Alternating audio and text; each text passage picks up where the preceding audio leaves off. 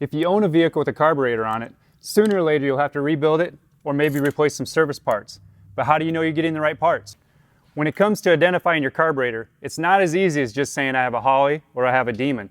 It's like going to the guy behind the parts counter and saying, hey, I need a water pump for a V8.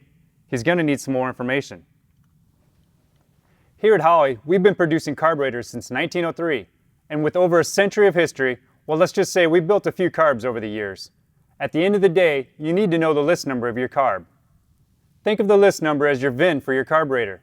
The list number lets you know important things like product designs, model, CFM, factory jets, power valve size, air bleeds, and everything in between. This is all important information to have when you're selecting a rebuild kit or ordering your service parts. So where do you find your list number? Well, like a lot of things, it's not a cut and dry answer, but a little knowledge can go a long ways. Let's start by taking a look at our most common 4-barrel carbs, our model 4150 and the 4160 square flange, as well as our 4165 and 4175 spread bores. Some of these carbs have been produced for more than 60 years and have a lot of variations. The list number for these carbs should be hand stamped on the front of the choke tower to the right of the vent tube. Generally, the list number will be 4 to 6 digits long and may have a suffix number behind it. Examples would be a 3310 or 80508-1. The 3 to 4 digit date code is stamped directly below the list number, and in some cases you may even have an OEM part number stamped above both of these numbers, if it was a factory part. Be careful not to confuse the casting number with your list number. Holley casting numbers have an alphanumeric sequence, such as 6R1234. This is not the list number. The casting numbers are alphanumerical and can be identified by the fact that they are raised or cast into the part and not stamped. What if you find that your carb doesn't have a choke tower? More than likely, someone has cut and removed the choke assembly for performance gains. Unfortunately, they also removed any numbers enabling you to identify your carburetor. You can get some clues by breaking down and inspecting the carburetor, but it will be hard to determine its true identity.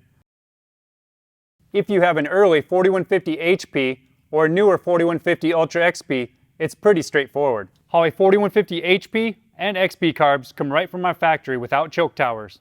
HP models can be identified by the 6 raised bosses cast directly into the side of the main body. On early series carbs without screw-in air bleeds, look for the list number to be stamped on top. On later models with screw-in air bleeds and on our 4150 Ultra XPs, the list number will be stamped or laser etched on the throttle lever side of your main body. These list numbers are 4 to 6 digits long and may contain a suffix number. 80528-1 would be a good example. Once again, the 4-digit date code should be directly below the list number. Now let's take a look at the popular 2300 model 2-barrel carbs. This one can get a little bit tricky since the list numbers can be in any one of 4 possible locations. One place it can be found is on the choke tower, like our previous carbs. If it's an early race 2-barrel and it's not machined for a choke plate, you can find it stamped on the top next to the choke tower. Our newer 2-barrel Ultra XPs will not have a choke tower, and the numbers will be laser etched onto the top. If you're fortunate enough to own a 6-pack setup, list numbers for your outboard carbs can be stamped on the choke tower or the backside of the main body. Again, look for a list number with 4 to 6 digits with a date code directly below it. Some models may even have an OEM part number directly above the list number as well. Getting into our 4500 Dominators, you will find 3 generations of carburetors. The early first gens are easy to identify by the raised rings around the venturis, and the list number will be stamped on the top. Second gen models will have the numbers stamped into the throttle side of the main body, and our third gen Dominators are easy to ID with the 4 built-in threaded air pan bosses. List and date code numbers for the Gen 3 can be found laser etched on the throttle side of your main body. Once again, look for a 4 to 6 digit list number with a 3 or 4 digit date code below it. A typical Dominator list number would be something like 8896-1. If you have one of our popular Street Demon carburetors, you'll find the list number and date code laser etched into the rear of the air horn. It's a 4 to 6 digit number and may be alphanumerical. For example, you could find a 1901 or 1901 BK. A 5-digit production code can be found after the list number. And finally, if you have a modular Demon 4-barrel, it will have an alphanumeric list number up to 9 digits long, laser etched into the air cleaner flange, with a 5-digit production code to follow. If you don't find a number laser etched into the flange, that means your carburetor was manufactured prior to Holley's acquisition of Demon. Identifying these early carbs can be a bit tricky, and it may be necessary to contact Holley's tech service for more help.